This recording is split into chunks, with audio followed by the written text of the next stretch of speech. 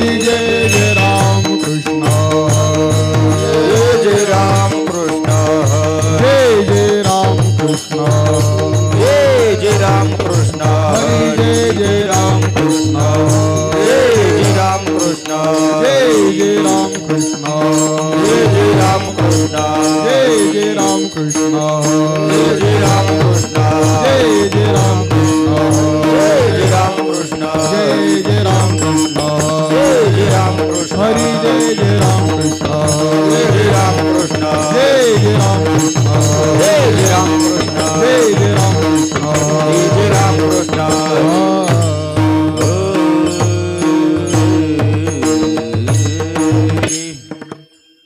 अन उभे विटेवारी सुंदर ते ध्यान उभे विटेवारी सुंदर ते ध्यान उभे विटेवारी सुंदर ते ध्यान उभे विटेवारी सुंदर ते ध्यान उभे विटेवारी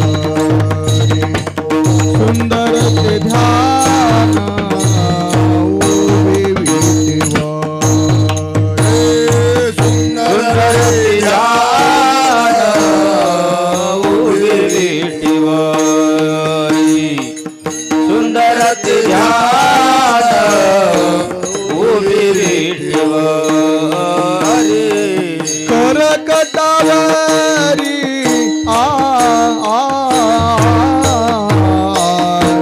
हे ओनिया करकटावरी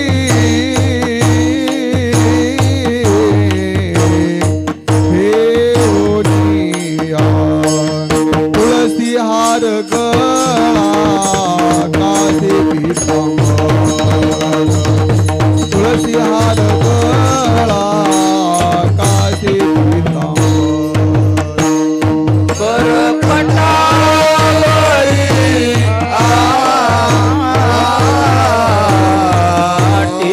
टेवोनिया करपटावरी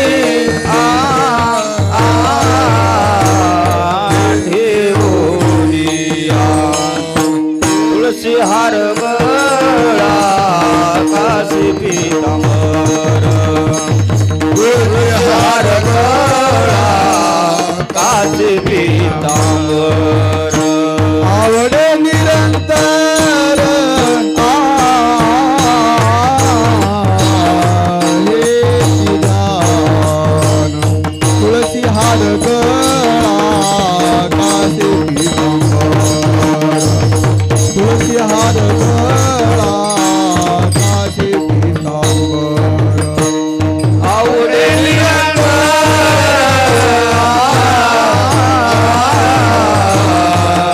ठेवोनिया तुळसी हार गळा काशी पीतांबर तुळसी हार गळा काशी पीतांबर मकर कुंडले तळपती प्रवारी मकर कुंडले तळपती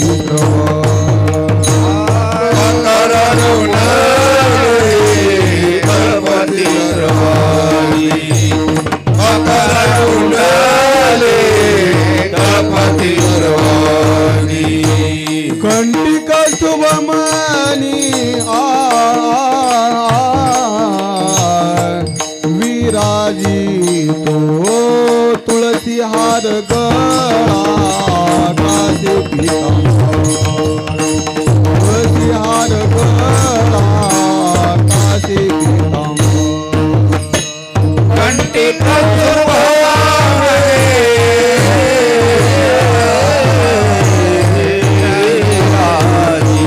तुळसी हार गळा काशी पीतांबर तुळसी हार गळा काशी पीतांबर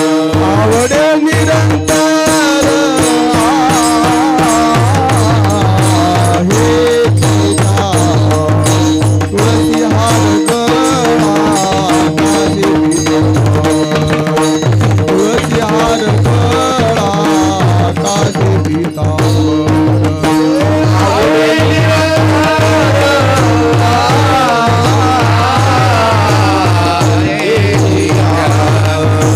तुळशी हार गळा कासे पितांबर तुळशी हार गळा कासे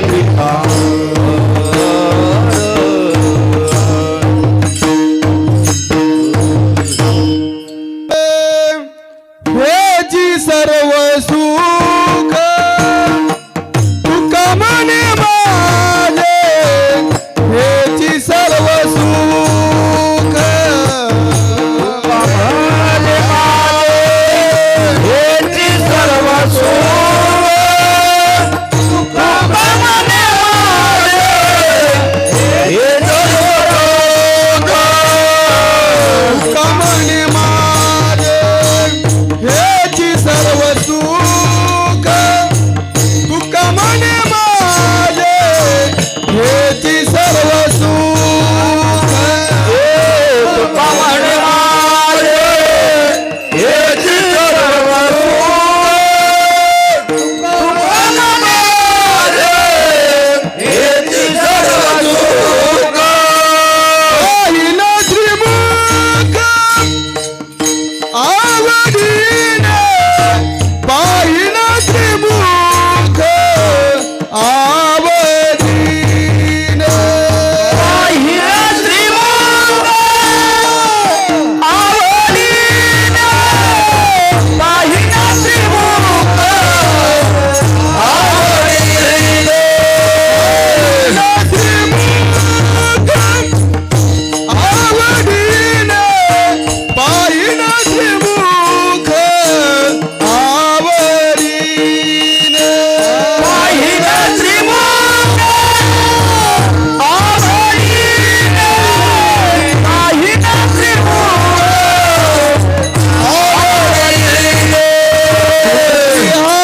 पाहिला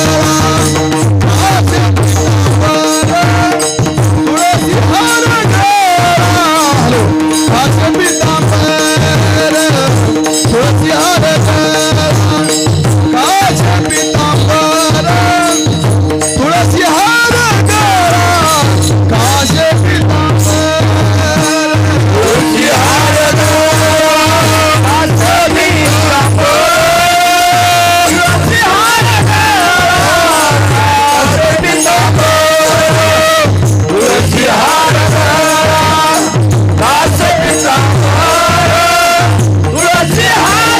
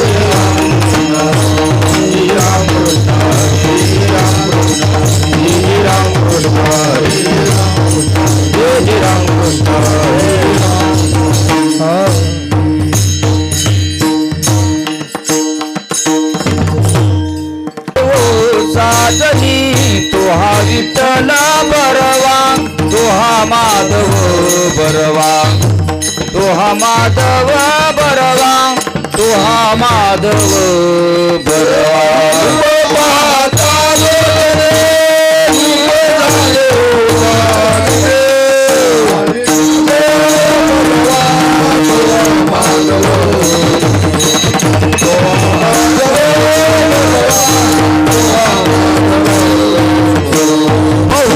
बहुमृताची जोडी म्हणून विठ्ठले आवडी तो हा विठ्ठल बरवा तो हा माधव बरवा तो हा माधव बरवा तो हा माधव बरवा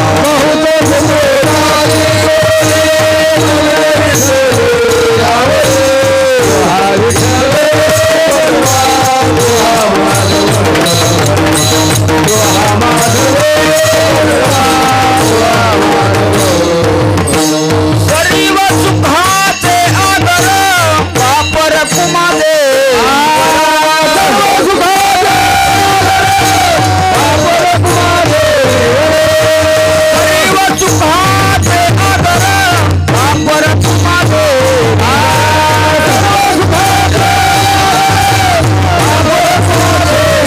सर्व सुखाचे आदर वापर कुमादे विठ्ठल बरवा तुहा माधव बरवा तुहा माधव बरवा तुहा माधव बरवा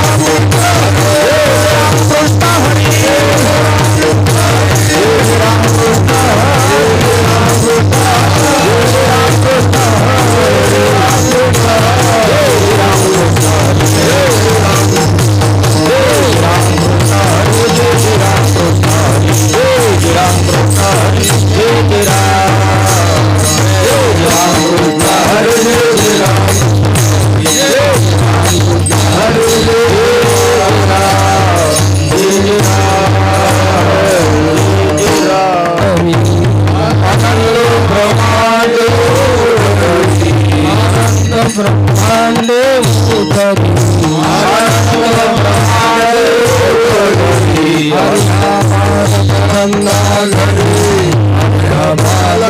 नंदा घरी नंदा घरी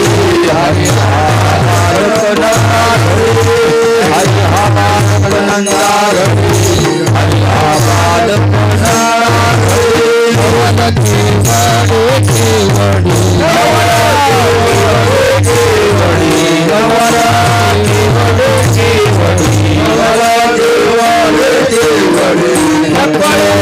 सानू बाते पूरी न पड़े सानू बाते पूरी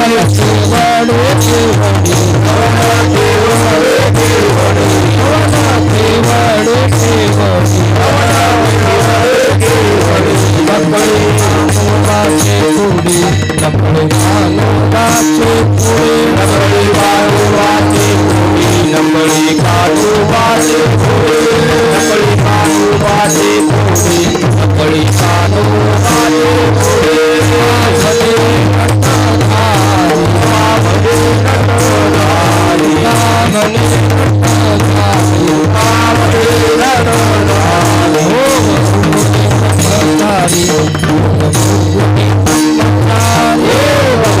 ब्रह्मचारी हो ब्रह्मचारी हो ब्रह्मचारी हो ब्रह्मचारी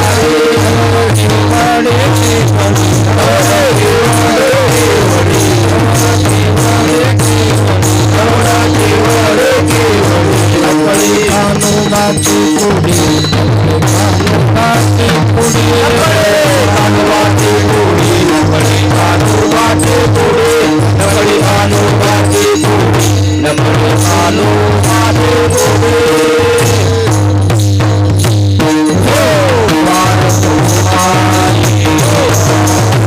हो पारकुमारी हो पारकुमारी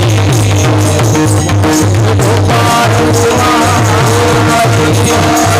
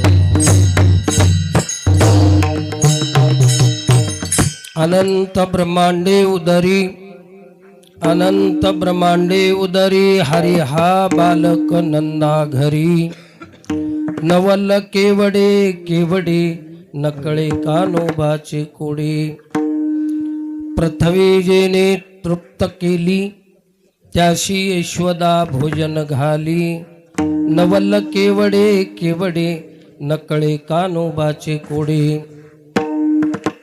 विश्वव्यापक कमलापती त्याशी गवळणी कडी घेती नवल केवडे केवडे नकळे कानोबाचे कोडे तुका म्हणे नटधारी तुका म्हणे नटधारी भोग भोगोनी ब्रह्मचारी नवल केवडे केवडे नकळे कानोबाचे कोडे विठाल विठाल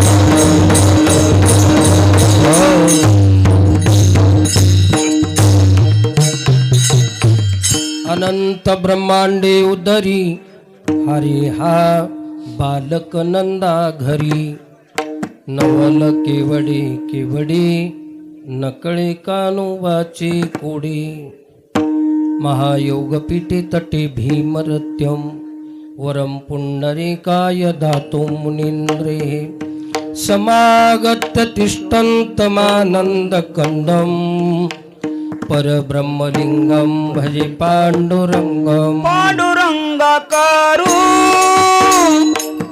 प्रथमानमा पांडुरंगाकारू प्रथमानमा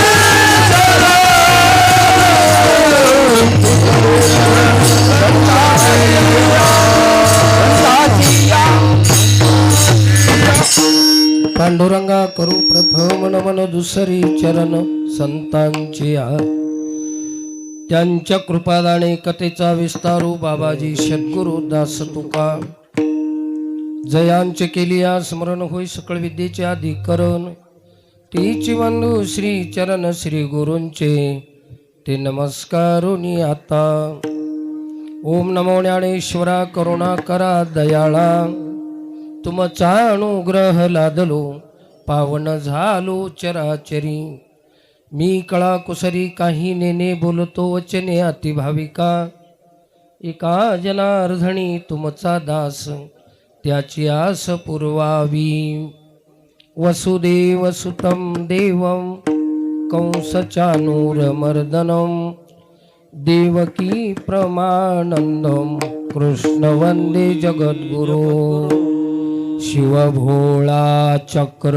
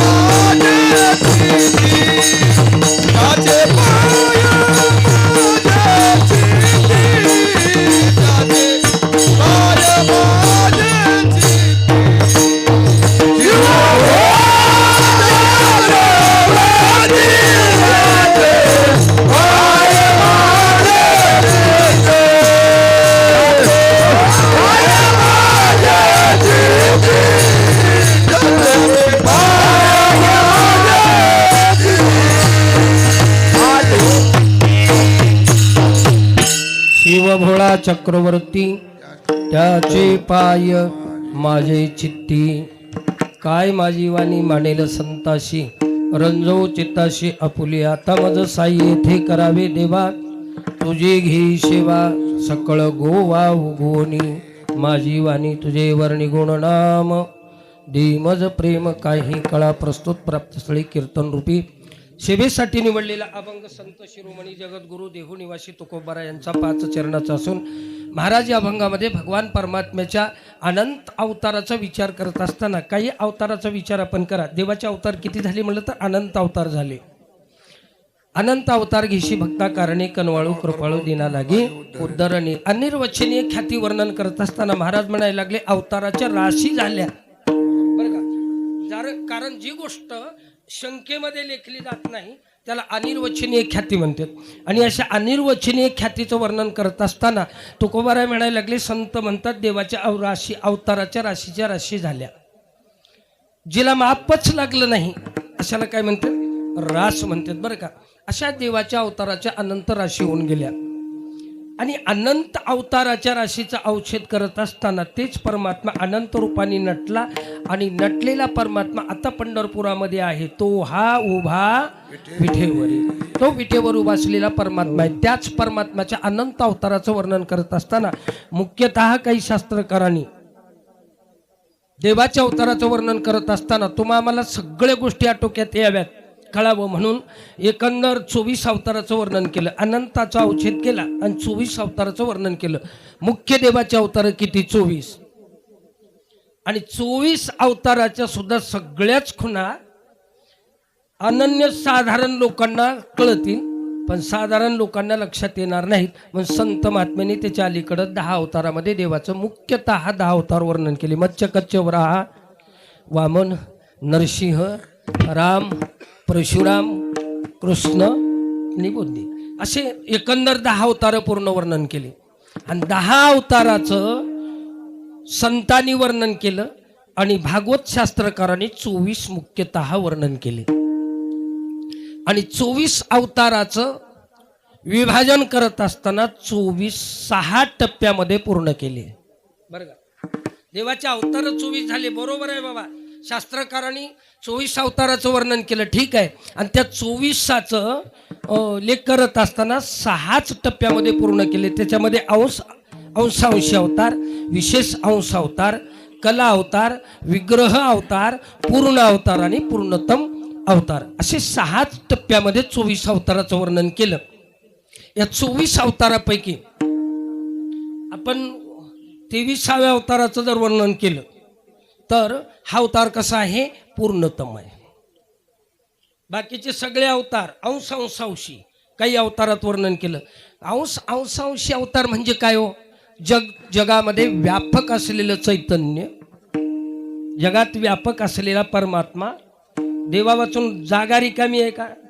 असं वर्णन केलं. विठ्ठल जळी स्थळी भरला, आज म्या दृष्टीने पाहिला, जळात आहे स्थळात आहे. ही व्यापक चैतन्य आहे. मग कुणाकुणामध्ये? सगळ्या जगातच. माऊलीनी त्याला अलीकडे आणताना थोडंसं तुम्हा आम्हाला कळव म्हणून सांगितलं बरं का. हरिपाठाचा विचार केला की सर्व घटी राम, म्हणजे एकही माणूस, एकही जीव, एकही प्राणी, जड चैतन्य याच्यात देव नाही अशी गोष्ट नाही. म्हणजे सगळ्यातच आहे हे सिद्ध झालं. पुन्हा माऊली ज्ञानेश्वरीत वर्णन करताना म्हणले तैसा हृदयामध्ये मी रामू, असता सर्व सुखाचा का भ्रांताशी कामू विषयावरी. एवढंच झाले. व्यापक चैतन्य तुमच्यात माझ्यात आहे, पण आपली अवस्थाच भ्रांत झालेली आहे. का बरं?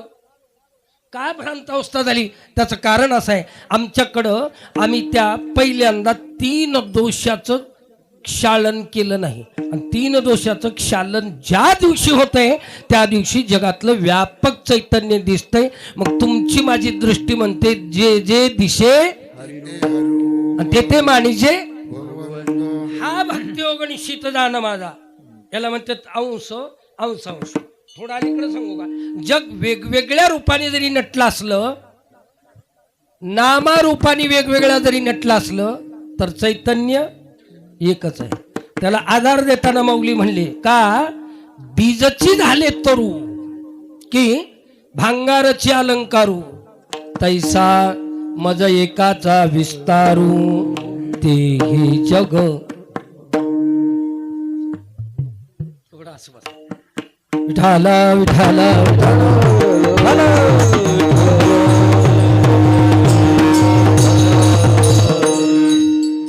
जगच देवाचा विस्तार आहे. आता अडचण अशी आहे की आपल्यात आपण देव आहोत बरं का. आपण देव आहोत ही कळालं, शब्दांनी कळालं, मान्यतेत आलं नाही. का आलं नाही? तर याच्यामध्ये आपल्याकडं तुमच्यात माझ्यात 3 दोष आहेत. त्याला मळ, विक्षेप आणि आवरण. या 3 दोषाच्या बाजूला जोपर्यंत आपण जाणार नाही किंवा ती दृष्टी तुम्हाला मला येणार नाही तोपर्यंत आपल्यातलं जगातलं व्यापक चैतन्य कळत नाही. असं व्यापक असलेला परमात्मा सगळ्यांच्या रूपाने आहे, पण अंशांशी रूपाने आहे. थोडा पुढे गेलं संतामध्ये, जीवामध्ये, तुमच्यात माझ्यात. बरं संत कसे आहेत जगामध्ये? माणसासारखे आहेत का? अरे दिसायला माणसासारखे असले तर असायला माणसासारखे. संत नवती ते जगा मानसाच्या सारखे, नवती ते जगा मानसाच्या सारखे. संत नवती जगा मानसाच्या सारखे, संत नवती जगा मानसाच्या सारखे.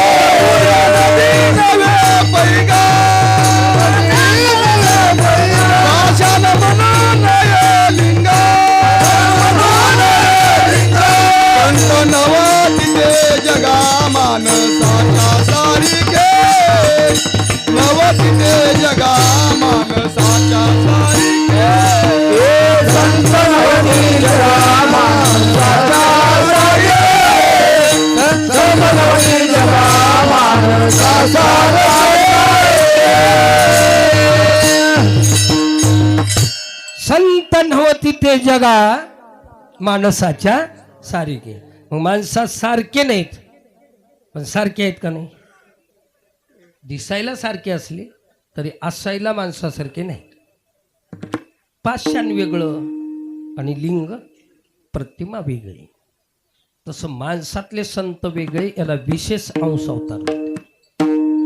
अंशांशी विशेषांश विग्रह काही देवाचे रूप भेसूर होते. सर्वसामान्य लोकांना बघायला जमली नाहीत म्हणण्यापेक्षा माणसाचं ध्येय बी झालं नाही. जाऊ द्या, आपण एक विचार जर केला, आपण कधी कधी देवाचं नाव घेणार आहे, तेवढं अकराळ विक्राळ रूप दिसलं तर आपण दृष्टीनं नाही बघू शकत. रोज पाय दाबणारी बायको बी देवाला बघू शकली नाही, याला विग्रह म्हणतो. नरसिंह अवतारामध्ये हिरण्यकशिपूला मारलं, देवाला आलेला एवढा राग होता, एवढा कोप होता की डोळ्यावाट अग्नीच्या ज्वाळा शिका बाहेर पडत होत्या. अत्यंत असं विग्रह रूप. आणि नाही कोणाची ताकद झाली तिथं जाऊन देवा आता शांत व्हा म्हणायची. सगळे दुरूनच लटलट कापायला लागले. आणि मग धावत कुठं गेले, आईसाहेबापाशी गेले. आईसाहेबाला सांगितलं, आईसाहेब चला हो, कारण देव आज खूप रागावलेत. एवढे रागावलेत की देवाच्या रागापुढं जणू सृष्टीचा प्रलय होतोय. आईसाहेब चला. आईसाहेब म्हणले, माझे मालक आणि तसे कधीच नाहीत. कसे आहेत? शांताकारम भुजंग शयनम. शांत आहेत, भुजंगावर शयन करणारे आहेत. आणि माझ्या मालकाला पण चला ना बघा. आणि मग बाई येताना पंचारती लावूनच आली. आणि ती पुढे पाहिलं महाराज रूप. पुढे जाणं तिकडंच गेलं, देवाचा राग शांत करणं तिकडंच गेला. पण बाईच्या हातातली पंचारती तिथंच पडली. अहोरात्र पाय दाबण्याच्या धुण्याच्या कामाला योग्यतेची असलेली रात्र आणि दिवस त्या आई साहेबाला बी रूप बघणं आज झालं नाही. त्या अवताराला विग्रह अवतार. 4थ्या नंबरचा टप्पा आहे.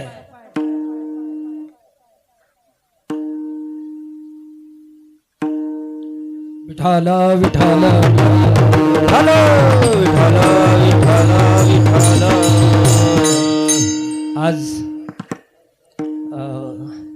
हरिभक्त परायण अंजलीताई केंद्रे रात्री बी कार्यक्रमाला होत्या आणि आज या कीर्तनाच्या कार्यक्रमाला उपस्थित आहेत. तार राम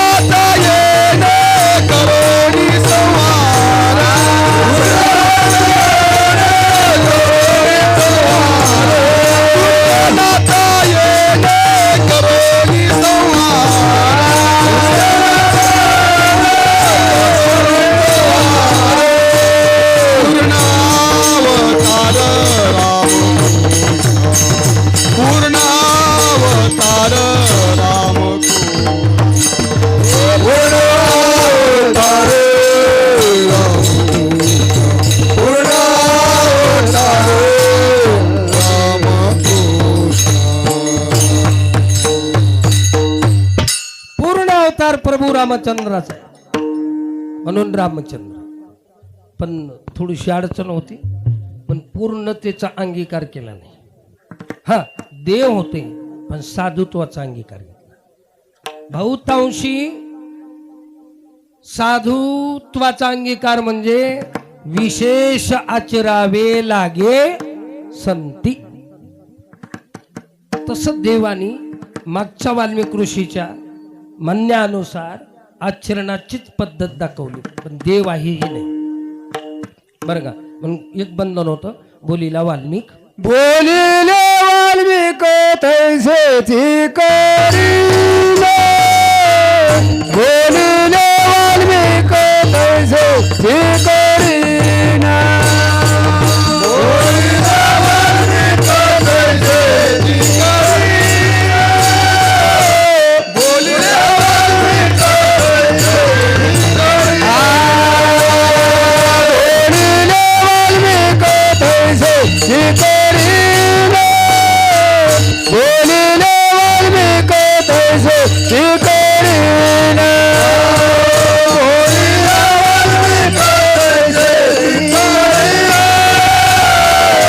बोलिले वाल्मिक तैसे ती करीना. तोली दाविले रामा मोरे. तोली दाविले रामा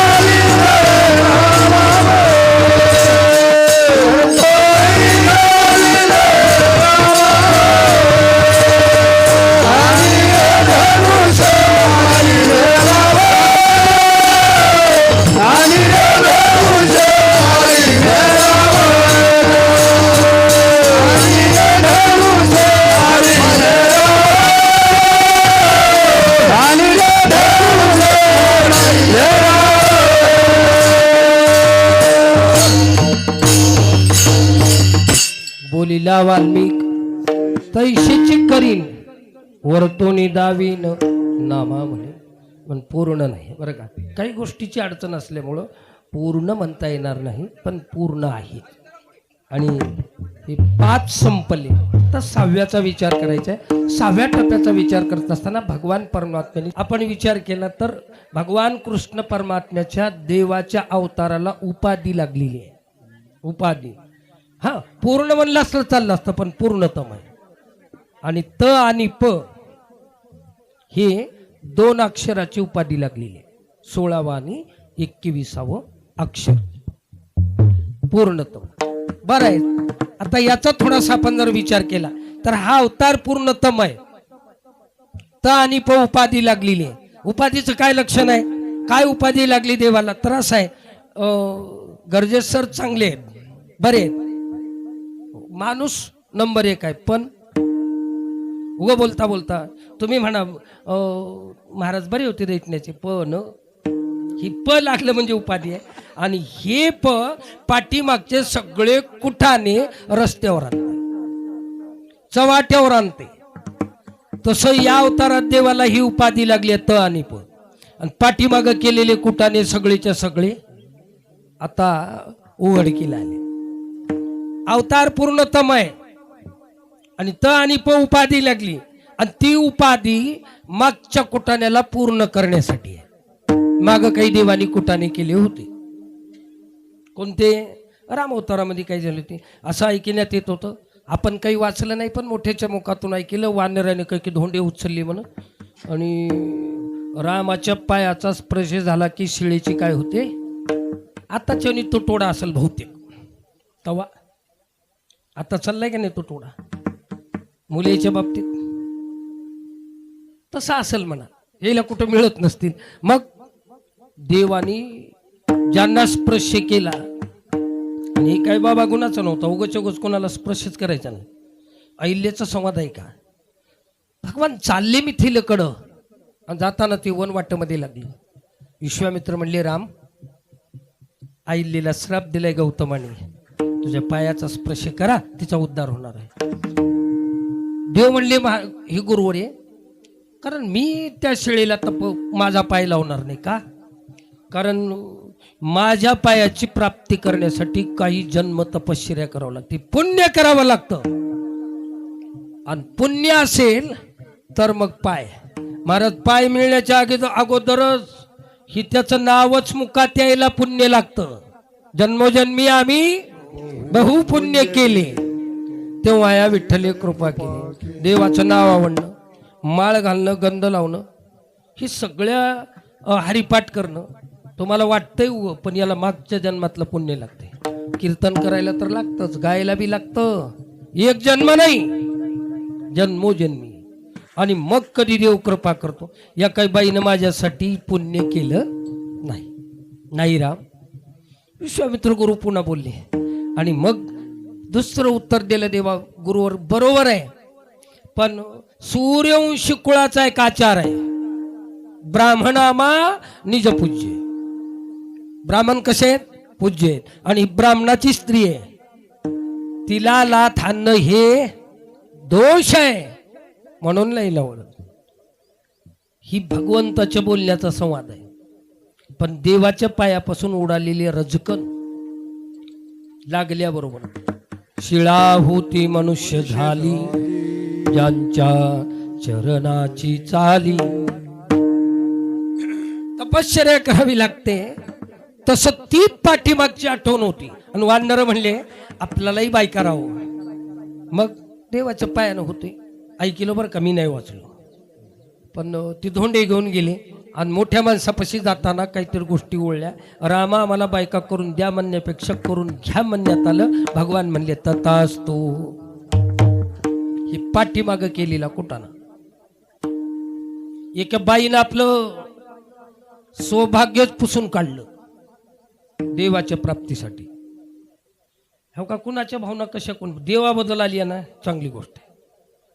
आणि इथं चालत देवाबरोबर विरोध केला तरी देवाला चालतो.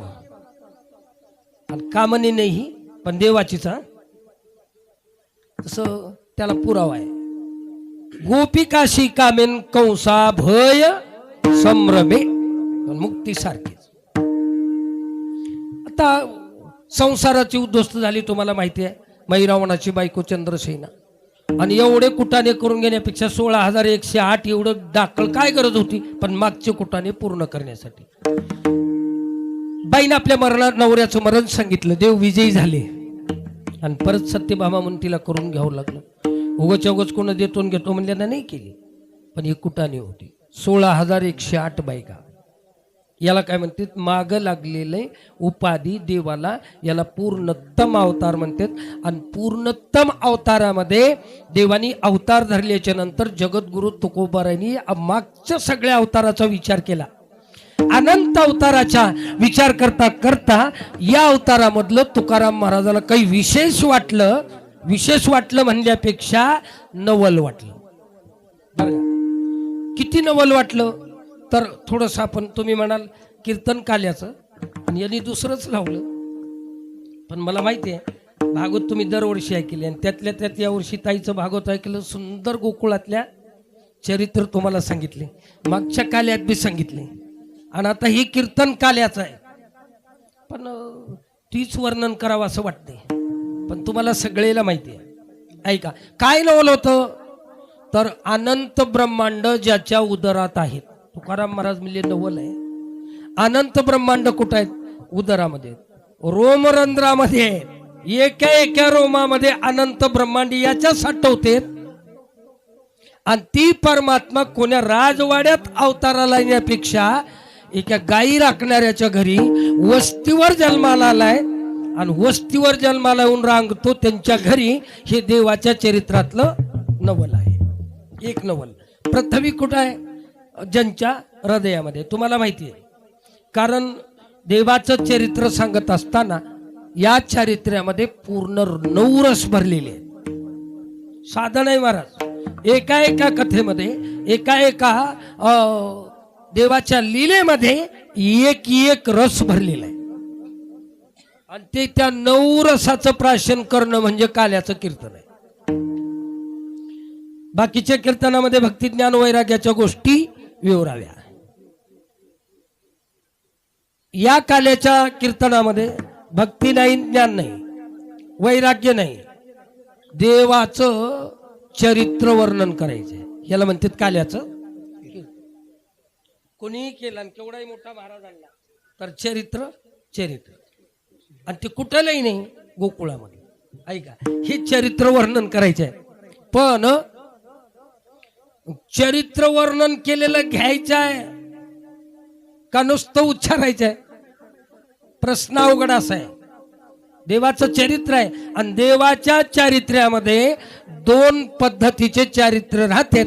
त्यापैकी एक घ्यायचं आणि एक सोडून द्यायचं. संताचे बी 2 चरित्र 2 पद्धतीचं आणि देवाचं सुद्धा. आणि शेवटी धर्मराजाने देवाच्या पुढे डोळ्याला पाणी आणलं. माय बापा ही यज्ञ धर्माचा नाही, हे तुझं आहे. बरं तुम्ही बी तसं ब्रीद उचललेलं आहे आणि त्याच्यात जर तडा गेला तर आमचा कमीपणा थोडाच आहे. तडा गेला काय देवाचं बिरुद? पाहे पातया पांडवाचे उन्निन्न सहायची नारायण. किंवा पांडवाचा बंदीजन होऊन या पांडव पालक हे ब्रीद तुम्हाला लागले. आणि सांभाळ वाटलं तर सांभाळा, तिथं आमची काय लुस्का नाही. काय ब्रीद आहे देवाचं? पांडव पालक.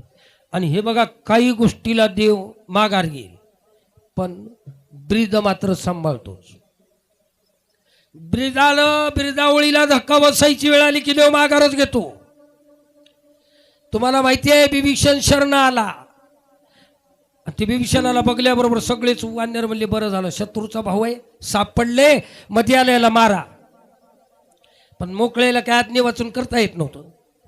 काही जुत्पत्ती गेले नाही रे माराय जमना म्हणजे याला मोकळं धरलं आणि प्रभूच्या पुढे अनुभा केलं. शत्रूचा भाऊ आहे, जातीनं राक्षस आहे, शरण आलेल्याचा आव केलाय, ढंग केले, मग याला मारावं का? देवाची आज्ञा विचारली. देवानी थोडंसं आपलं गुंडाळून ठेवलं. सुग्रीवाला विचारलं, वयस्कार म्हणून जामवंताला विचारलं, बाकीच्या वानराचं मनोगत विचारलं. काही म्हणले मारावं, काही म्हणले आता मारू नये, ह्याला तवर जतर नजर कैदेत ठेवावं आणि रावण मेल्याच्या नंतर मारावं. शरण आला नाही याचं सोंग आहे. आणि शेवटी देव म्हणले माझं ब्रीद आहे आणि शरण आलेला सूर्यवंशी कुळामध्ये मरण नाही. आणि हे बाकी काही गोष्टी घडतील पण देव ब्रीद सोडणार नाही. या अवतारामध्ये पांडव पालक हे ब्रीद आहे. धर्मराजा म्हणले देवा तुम्हाला जमल ते करा. शेवटी कुणाचंच काही चालणार नाही. देव उठले, खाड खाड खाड त्या प्रेतापर्यंत गेले आणि सांगितलं धर्मा ते कमंडलू आण, त्याच्यात पाणी भरून आण. ती झारी पाण्यानं भरून घेतली आणि त्या मड्यावर अशी वंदळ धरली आणि वरून पाणी सोडताना सांगितलं आतापर्यंत यावत ब्रह्मचारी असेल तर हे बामणाचं पोरग मेलेलं उठावं. बायका किती होत्या आणि तिथंच आलत्या बऱ्याच, काही आल्या नसल्या तरी हे सगळा परिवार तिथं आला होता त्या यज्ञाला. आणि ते जातानाच काही गोष्टीची परीक्षा पाहिली होती. हे दोघं जण नवरा बायको रथात बसून निघाले होते. कुठून? द्वारकेहून गजपुराकडून. वाटत एक तळ लागलं होतं. तेव्हा रुक्मिणी साहेबांनी देवाला प्रश्न केला तर तुम्हाला आठवण असेल. पद्मनाभे पद्मिनी सरोरी होत्या त्या कामिनी, तमहारक भरतार सांडुनी, भ्रमरा हाती दिवस रजनी, शरीर कैशा भोगविती. बघा पांडव प्रताप तेव्हा संगत होती बाई आणि रथावर बसून म्हणली देवा इथं ते कमळाचे फुलं दिसतात, पद्मनाभे पद्मिनी म्हणजे कमळाचे फुलं, आणि ती दिवसाला रात्रीला मिटतात, दिवसाला पुन्हा खुलते. हा रुक्मिणी आई साहेबाचा प्रश्न आहे. आणि ती रुक्मिणी आई साहेब म्हणल्या देवा या कमळिनीचा या पद्मिनीचा पती सूर्य आहे आणि ते सूर्य आपला पती सांडून भरमरा हाती दिवस रजनी शरीर कैशा भोगविते. रात्रीच्या वेळा सूर्य मावळला की ते त्या रससेवनासाठी गेलेला भ्रमर त्या केशरामध्ये गुंतून राहतो आणि दिवस मावळला की ते फुल मिटते. मिटलं की बुंगा मध्येच राहतो बरं का, त्याला ते कातरून बाहेर नाही निघत. आणि पुन्हा सूर्य उदयाला आला की फाकते, पुन्हा भ्रमर मध्ये राहतो. हे रुक्मिणी आई साहेबांनी प्रश्न विचारलाय देवाला, देवानी रुक्मिणी आई साहेबाला, आणि आई साहेबांनी उत्तर दिले. मला ते मागचं महाभारत नाही सांगायचं, पण तेव्हा हा परिवार सोबत होता आणि या बाबाने संकल्प सोडला आणि ती मेलेलं मड उठलं. 16,108 बायका भोगूनही ब्रह्मचारी आहे म्हणते. तुकाराम महाराजाला नवल वाटलं. तुकाराम महाराज म्हणजे एवढे लग्न केलंय आणि ब्रह्मचारी म्हणतंय नटधारी आहे भोग भोगोनी ब्रह्मचारी. बरं का, हे सगळं नवल दिसलं आणि त्या नवलाचा पूर्णतम अवतार कुठं झाला? कीर्तन संपत आलं, विषय तेच चालला. म्हणून आता थोडंसं आपण चरित्र वर्णन करू. विठाला विठाला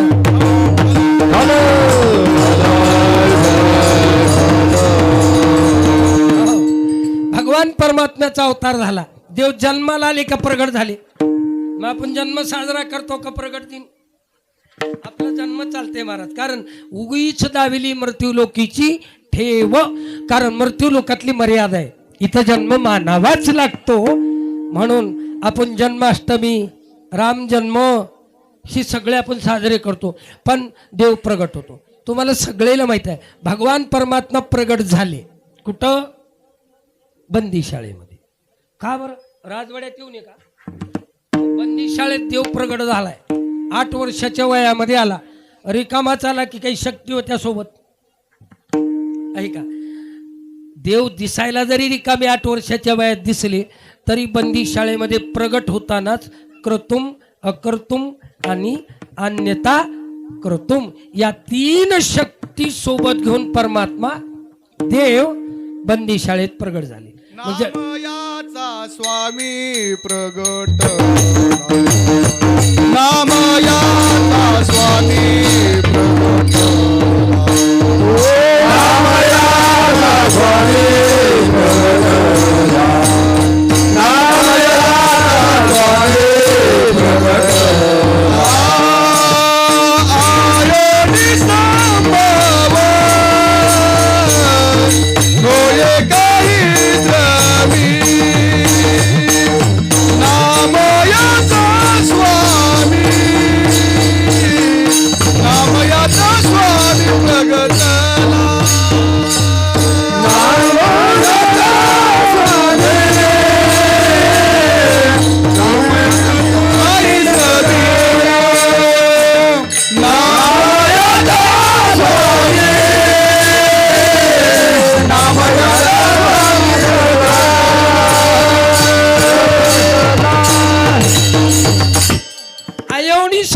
भगवान परमात्मा प्रगट झाले आणि देव बंदी शाळेमध्ये प्रगट झाले.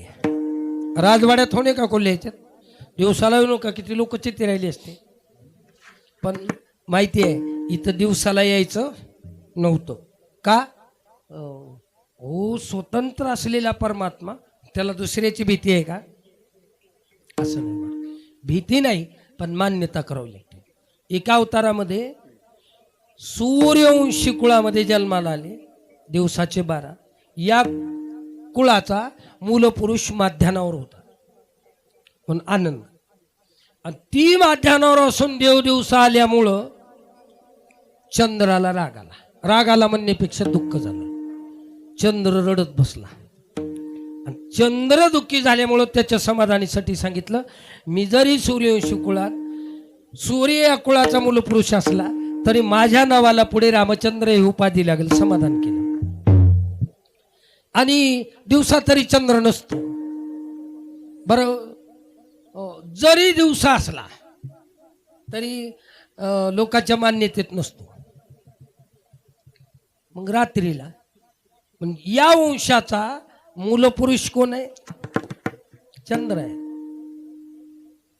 या चंद्रवंशामध्ये या वंशाचा मूलपुरुष आकाशामध्ये आहे. ती अवसादली म्हणून रात्र ठरवली. दुसरी अडचण आहे, आपण सांभाळण्यापेक्षा आता पुढच्या गोष्टी अवघड होतील, त्याच्यासाठी रात्रच.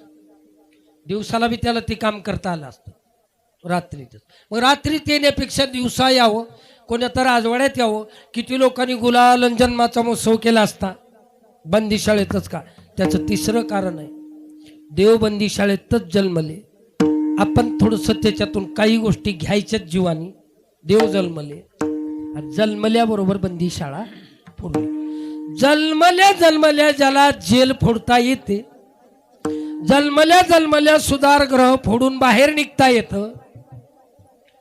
त्या देवाचं, त्या परमात्म्याचं आपण चिंतन केलो, आपण जर त्यांची भक्ती केली तर आपलं जन्ममरण का तोडता येणार नाही.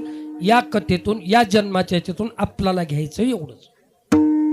बस, जन्मल्यावर ते तोडता येतं, आपल्याला अवघड नाही, देवाला अवघड नाही. आणि आपलं तरी पाप पुण्य सारून आपल्याला आपल्या भावसागरातून देव बाजूला करतो.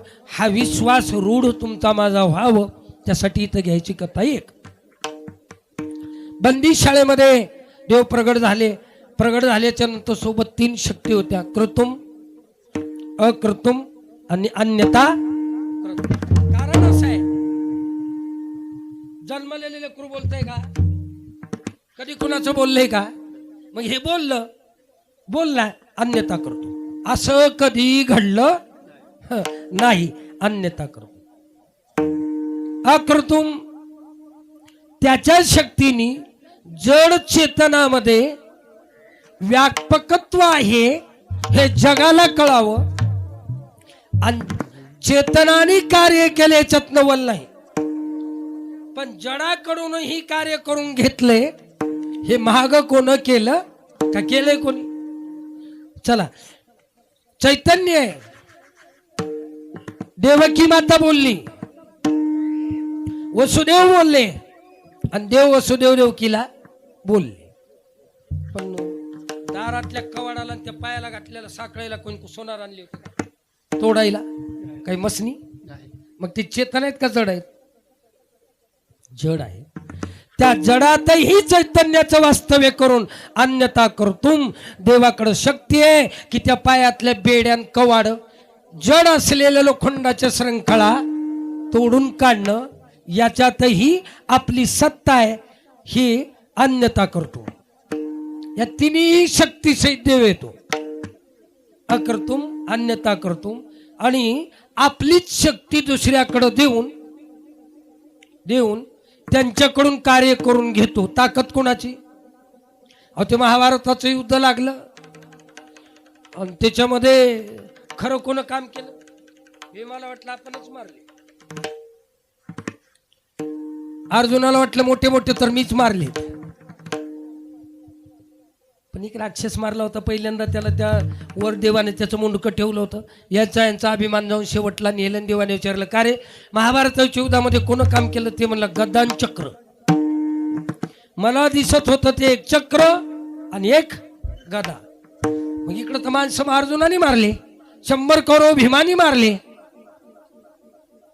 पण महाराज म्हणतात अन्यथा करतो. आपल्यातली ताकद, आपल्यातली शक्ती दुसऱ्याकडे देऊन दुसऱ्याकडून काम करून घेतो. या 3 शक्तीचा वापर करून सोबत घेऊन भगवान परमात्मा प्रगट झाले. यशोदा मातेला, देवकी मातेला बोलले, या रूपामध्ये प्रगट झाले. ती म्हणली देवा जरा पाठीमागचा आठवा. देव म्हणले आई बरोबर आहे, पण मला तुला काही सांगायचं आहे. आणि ती सांगण्यासाठी ह्या रूपाची धारणा केली 8 वर्षाच्या. एक कारण. दुसरं कारण अवतार 10 मधला 8वा आहे बरं का. 10 मधला 8वा आहे, अष्टमीच आहे बरं का. आणि वर्षा ऋतू आहे आणि तेही बुद्ध अष्टमी आहे. हे सगळं अवसादून भगवान प्रगट झाले आणि यशोदा देवकी मातेला म्हणायला लागले नंदाच्या घराला. नंदाच्या घराला नंदा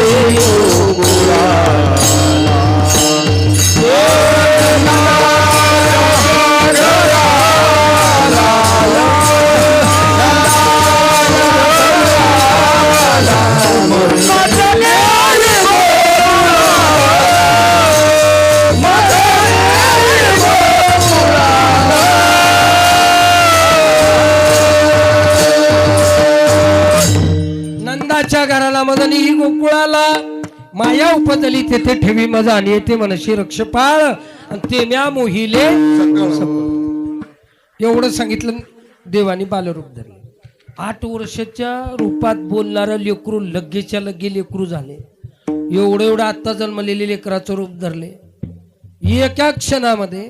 आणि एवढं रूप धरलं असताना सुद्धा देवकी मातेला वाटलं नाही हे आपलं नव्ह. नित्य बोलल्याबरोबर तरी तिला पुत्र मोह निर्माण करणं हे देवाच्या चरित्रातलं नवल आहे का नाही? याला म्हणते नवल आहे. आणि त्या नवलातलं कोडा आणखी कुणाला देवकी मातेला कळालं नाही. लगेच असंभाव्य प्रकाश पडला. देवकी मातेनं वसुदेवाला उठवलं आणि उठवल्याबरोबर लोक वसुदेवाने प्रकाश पाहिला. बालतनू पाहिली, भगवान परमात्म्याचं रूप पाहिलं आणि भगवंताला आपल्या हृदयाला मिठी मारून धरलं. यशोदा माता देवकी माता म्हणायला लागली सोडा सोडा मिठी, लपवा लपवा जगजेठी, का झने कंसाशी कळेल माझ्या बाळाशी लपवा. हो कुठेतरी लपवा. आता देवाला कुठं लपवा, कुठं लपवून कुठं लपील याच्या नंतर राहील. कारण त्याला लपवायची जागा आपल्याला नाही जमणार. पण सावता महाराजाला विचारावं लागेल, त्यांनी लपवला होता. जनाबाईला विचारावं लागेल, तिनं लपवला, आपल्याला नाही लपवता आला. वसुदेवानी भगवान परमात्म्याला मिठी मारल्याबरोबर पायीचे बंधन, पायाचे बंधन गळाले, किल्ले निघाल्या आणि लगेच वसुदेव देवाला घेऊन मंद मंद वर्षे घन वगैरे वगैरे. आणि गोकुळाचा मार्ग धरून देऊ निघाले. पाणी पडत होतं. शेषाने फणा धरला. यमुना भरून चालली होती. यमुनेचं पाणी वाढायला लागलं. तिचं नाव दुसरं यमुना आणि दुसरं कालिंदी आहे. आणि कालिंदी एक देवाची बायको आहे. आणि अलीकडं त्याचं भाववर्णन केलं. वास्तविकता तशी नाही, पण आम्ही लोकांनी भाववर्णन केला. उतावेळ झालेली आपल्या नवऱ्याला बघून उतावेळ झालेली बायको वर चढायला लागली, कारण तिनं काही वर्ष तपश्चर्या केली. हा आमचा भाव आहे. देवाने पहिलं दर्शन दिलं. इकडं यशोदा माता गोकुळामध्ये गाढ झोप लागलेली आहे. मायेनं जन्म घेतलाय. दरवाजे खुल्ले आहेत. वसुदेव गेले. यशोदा मातेच्या पुढची माया उचलली. भगवान परमात्म्याला सोडलं. माया घेऊन परत आले. आता वसुदेव ठकले, कारण ब्रह्म सोडून मायेच्या अधीन झालेला जीव ठकला रे. ब्रह्म सोडून देवाला सोडून मायेचा अंगीकार केला की दुःख परत सुरुवात झाली. जेव्हा देव जवळ होते, भाव बघा, देवाला उचललं, बंधनं गळाली, पायातले गळाले, पुढचे गळाले, रक्षपाळ झोपी गेले, यमुनेनं वाट दिली. आणि गोकुळात येऊन परत जाईपर्यंत देवाला घेऊन कोणाला काही कळालं नाही. हे सगळं सुख होतं. आणि मायेला जवळ घेऊन बंदी शाळेत गेल्या गेल्या परत बंधनं लागली. गौळाना सांगत गौळानीला पुत्र झाला ग झाला येतो देला.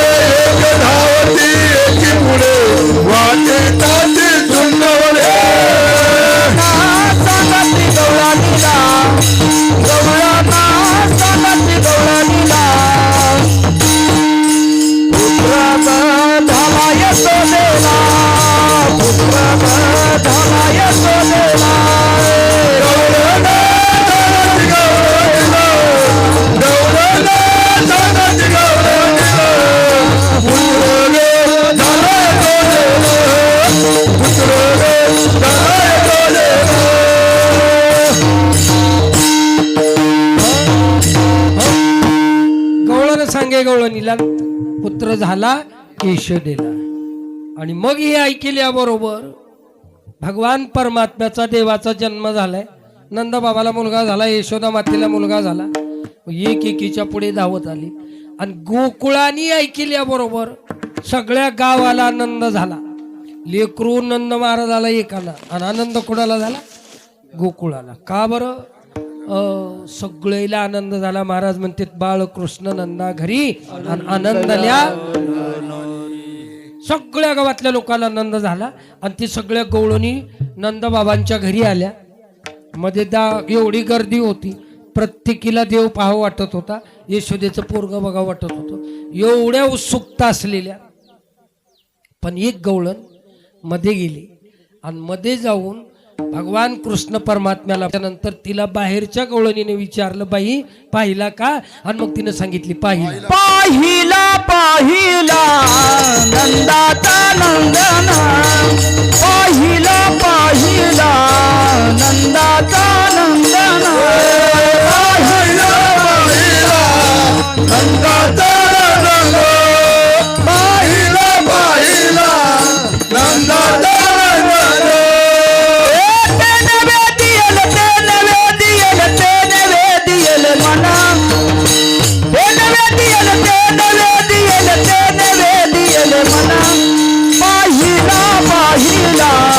नंदाचा नंदन, पाहिला पाहिला नंदाचा नंदन.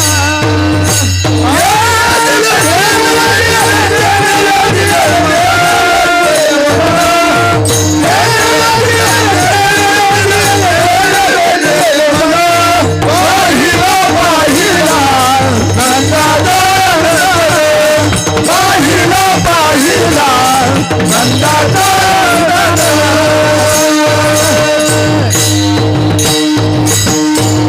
गवळणीला विचारलं बाई तुम्ही पाहिला का कसं आहे नंदाचं पोरग.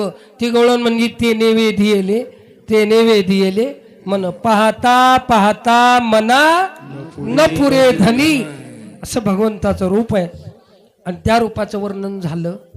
मग तिथून पुढे ज्याही क्रिया करायच्या त्या 7वी म्हणा, 4थी म्हणा, 5वी म्हणा, पुन्हा 10वी म्हणा, काय करायचं तेवढ्या यशोदा मातेने केल्या. आनंद उत्सव साजरा झाला. 12व्या दिवशी बारसं केलं, पाळणा वगैरे बांधला. आणि पुढे काही विघ्न आले. पुतना राक्षसिनीला पाठवलं. महाबळ दैत्य वर्णन करावं लागतं, पण भागवत शास्त्रकारांनी वर्णन केलं नाही. व्यास महाराजांनी महाबळ दैत्याची कथा भागवतात घेतली नाही. हा, इतर ग्रंथामध्ये आली. पण आलेल्याचा देवाने उद्धार केला. पुतना देवाचा मोठेपणा बघा. अरे आपण देवाचं नाव घेतो, आपल्याला देव आवडतो, आपण देवाची पूजा करतो, का बरं देव आपला अंगीकार करणार नाही? देवाला मारायला गेलेल्या बाईचा अंगीकार केला, हे देवाचा मोठेपणा आहे, हे देवाचा औदार्य आहे, उदारपणा आहे. माऊलीनी वर्णन केलं. पुतनेला देवानी मारलं आणि तिला फुकून दिल्याच्या नंतर अंगाचा सुगंध येत होता जळताना. तेवढं मांस दुर्गंध यावं का नाही? आणि त्या लक्षणावरून ओळखीलं एवढं मांस जळतंय, पण चंदनासारखा सुगंध आलाय, का बरं? आणि मग माऊली ज्ञानेश्वर महाराज म्हणले, देवा तुझा किती उदारपणा आहे रे. तुवा सनकाधिकाचे निमाने साहित्य सोर सुदिदला पुतने ते विषाचे स्तनपाने मारू. थानात विष भरून, स्तनात विष भरून मारायला आलेली बाई, तिचाही देवाने उद्धार केला. मग आपण तर कवा का होईना, पण माणसं येरी नाहीत तर नाहीत, पण सणवारला तर पाणी घालतात की नाही पूजा करणारे. 8 दिवसाला का होईना देवाचेच करतात. मग आपला का देव अंगीकार करणार नाही? मारायला आलेल्यावर कृपा करतो आणि आपण नाम घेऊन त्याची पूजा करतो. निश्चित आपल्यावर सुद्धा परमात्म्याची कृपा होते. हे आपल्या देवाचा औदार्य आहे. एवढा कृपाळू आहे, एवढा प्रंजाळ आहे, एवढा प्रेमळ असलेला परमात्मा रांगायला लागले. आणि रांगताना एका दिवशी मातीचा खडा तोंडात टाकला आणि बळीरामदादांनी सांगितलं यशोदा मातेला. आई धावत आली, हातामध्ये काठी घेतली आणि दारात येऊन बळीरामदादा म्हणले, त्या यांनी माती खाल्ली. आई धावत आली, यशोदेनं कान धरला आणि हातातली वेताटी छडी उजारली आणि सांगितलं, कृष्णा तोंड उघड. आता माईचं बोलणं ती रागात, ती छडी बघल्याबरोबर देव लढायला लागले. महाराज मुळू मुळू मुळू रडू लागले. डोळ्याला घातलेलं काजळ आणि त्या काजळातून डोळ्यातून येणारं पाणी खाली येताना त्या काजळाचे पट्टे खाली उमटले. कान हातात धरलाय. माईनं उगारलेले वटारलेले डोळे आणि याचं लढणं. आता तुम्ही थोडं आपल्या मनात ध्यान करा. इथं किती किती प्रेमरस येतो. खरंच बघा की माईनं कान धरला असेल, डोळ्यातून पाणी येत असेल, देव लटलट कापत असतील. मला काय सांगायचंय की देवाच्या प्रत्येक चारित्र्यामध्ये, प्रत्येक लीलेमध्ये एक भरलेला रस आहे. आपल्या अंतकरणाचा विचार केला तर आत्ता द्वापार युगातली गोष्ट सोडा, आता ही ते गोष्ट मनोमन आठवा, आपल्या सुद्धा मनामध्ये प्रेम निर्माण होतं. आणि तोंड वाचल्याबरोबर देवाने तोंड उघडलं. आईला अनंत ब्रह्मांड उदरामध्ये दाखवले. भुवन त्या पोटी 14 देखे, भुवन त्या पोटी 14 देखे, भुवन त्या पोटी 14 देखे, भुवन त्या पोटी 14 देखे.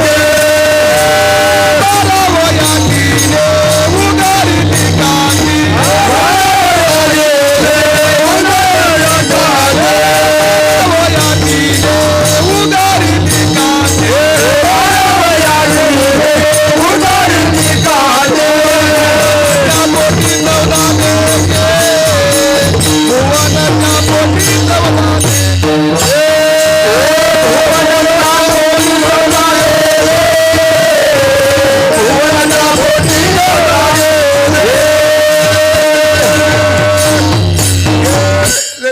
14 भुवन पोटामध्ये देवाचे दिसले. एवढं लेकरून तोंड वाचल्याबरोबर त्यांच्या तोंडामध्ये तसं तर अनंत ब्रह्मांड बनलेत, पण महाराजांनी वर्णन केले 14 लोक यशोदा मातेला तोंडात दिसले आणि तोंड बंद केल्या मी काय फात होते ही तिला आठवण राहिली नाही. हे देवाच्या चरित्रातलं सगळं नवल आहे, ही कोड आहे देवांच्या चरित्रातलं. आणि देवानी जे चारित्र्य सुरुवात केलं, आता आपल्याला फार नाही सांगायचं, पण ये दशे चरित्र केले नारायणी. रांगता गोधणे राखीत आहे. कोण्या दशेत केलं? रांगता. तर रांगणारा लेकरू असं करील का? काय लोकांच्या घरचे सगळे दरवाजे दुधाने पालते करील का? म्हणालो रांगू लागलेलं. आणि रांगणाऱ्या लेकरांनी लोकांच्या गावातल्या सगळ्या गवळणीच्या घरचं लोणी दही दूध खाल्ले. रांगणार त्यांनीच खाल्ले आणि रांगायच्या वयात केले. हे सगळं नवल आहे, हे सगळं कोड आहे. एक दिवस असा झाला, देव रांगत होते आणि सगळ्या गवळणी पाठी उठल्या आणि उठून आपापलं पहिलं काम दुधाने बघायला गेल्या. पाहती गवळणी तव ती पालती दुधाने. आणि दुधाने पालते बघल्याबरोबर कोण केला असल, कुठून आला असल, हे पहिलं काय बघते? माग. बर का? माग. आणि माग बघायला सुरुवात केल्यावर सकाळी जमजोरक्या एका गवळणीच्या घरी पाणी नव्हतं आणि तिने तामतातच पाण्याला गेली ते मुनीला. तेवढ्या सकाळी सकाळी ही बाबा उठून अंगणात रांगत होता. आणि त्या बाईनं त्या गवळणीनं जाताना पाहिलं, पाण्याची घागर भरून घेऊन आली. तर गावातल्या सगळ्या गवळणी एकत्र झाल्या. कोण केलं असं, काय केलं असं, सगळेच एकदाच. आता त्याची चर्चा चालल्यावर ती पाणी घेऊन आलेली गवळण तिचं नाव लसवंती. ती म्हणली माय अग हे सगळं यशोदेच्या पोरानं केलं असावं. म्हणती नंदाची आपोर, म्हणती नंदाची आपोर, म्हणती नंदाची आपोर, म्हणती नंदाची आपोर. आधी चोरी केली खरं, आधी चोरी केली खरं, म्हणती नंदाची आपोर, म्हणती नंदाची आपोर. आधी चोरी केली खरं, आधी चोरी केली खरं, म्हणती नंदाची आपोर, म्हणती नंदाची आपोर.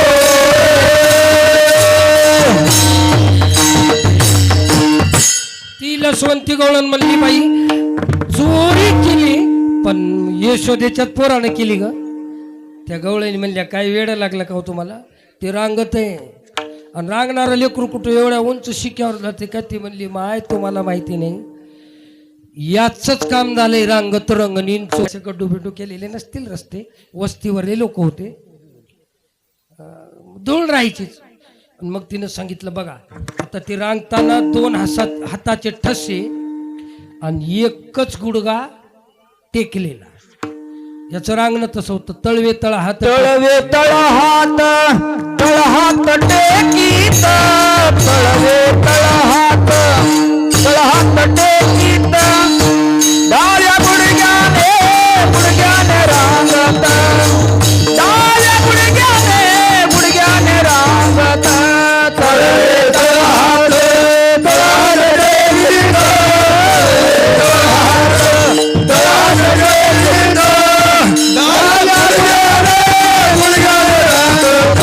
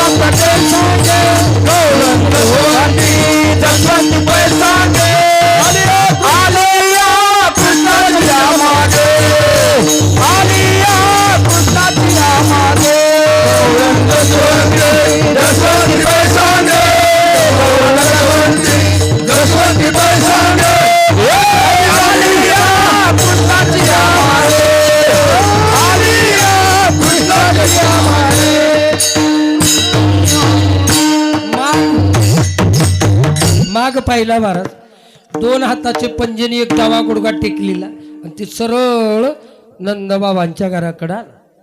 असलं लेकरू दुसरं कोणाचं रांगणा. ती गवळण म्हणली, माय वेडे, अगं मी सकाळी पाण्याला चालले होते, माय त्याच्या हातामध्ये एवढा लोण्याचा गोळा होता, एका हाती लोण्याचा कवळू, मुखमा केले चुंबन घेता येतो परिमळू, नवनीताचा गे हातात तेवढं होतं. आणि किती खालतं की माय, जाता जाता मुक्का घेतलो तर त्याच्या तोंडाचा वास बी लोण्याचाच येत होता. आणि ही एवढं सिद्ध झालं की महाराज म्हणजे अवघ्या मिळवणी गवळणी आणि देती यशोदे घराने. सगळे घराने सांगायला लागले, आईशी अनंत गाराने आणि विष्णुदास नामा. अनंत गाराने येऊ लागले.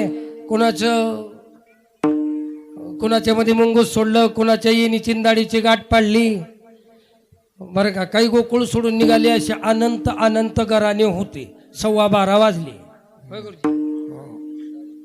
12:30 झाले खरं. आमचं 12:30ला पूर्ण करायचं होतं, पण 10 मिनिटात. 5 वर्षाचा काळ यशोदा मातेनं असले घराणे केले. किती वर्षे? 5 वर्षे. आणि 5 वर्षाच्या वयात घराने ऐकता आंबाच्या वृक्षाखाली, गाई झाडाखाली बसल्या. भगवान परमात्म्याने सगळ्याच्या शिदोऱ्या एकत्र केल्या आणि सगळ्याच्या शिदोऱ्या एकत्र करून देवानी सगळ्या गोपाळाला वाटल्या. ती 73 युगातला, द्वापार युगातला काला. आणि त्याच काल्याची वारसा संत महात्म्यांनी पंढरपुरामध्ये हा दही लहायचा पोह्याचा काला ही वारकरी संप्रदायाकडे आला. आता काही संप्रदायाकडे ती कालाच नाही, पण नियमाने संत महात्म्यांनी आपल्याकडे ती काला दिलाय म्हणण्यापेक्षाला मागोवा आहे.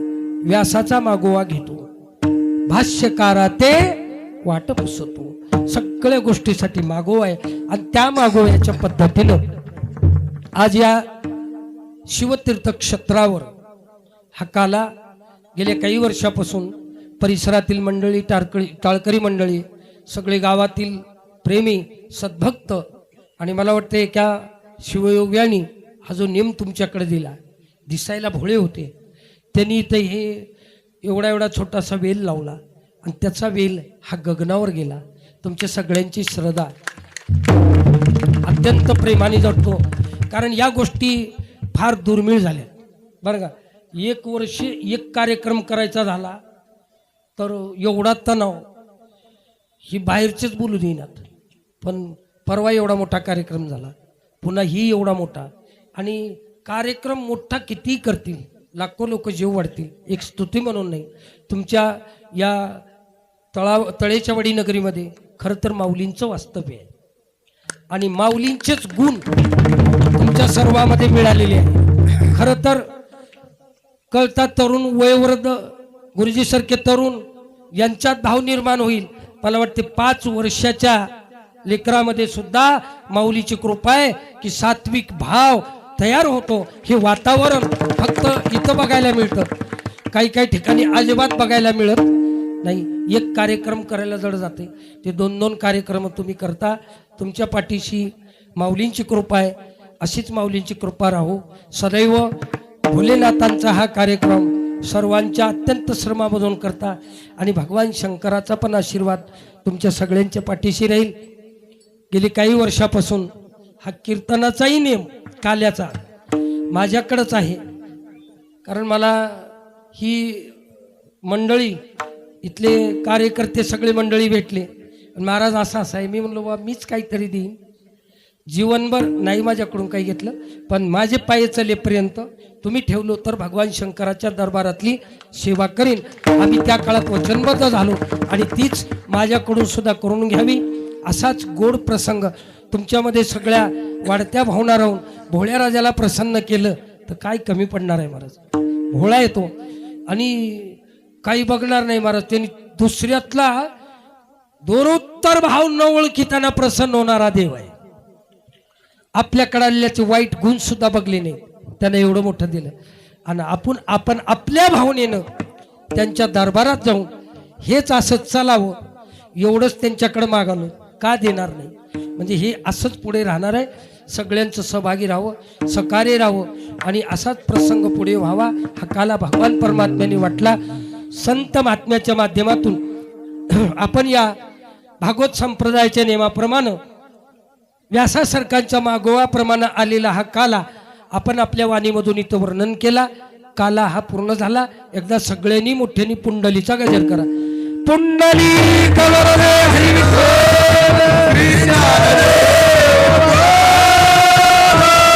गोपाल कृष्ण फते फते ज्ञानेश्वर महाराज की जय. गुरु तुकाराम महाराज की जय. गोपार घुमाई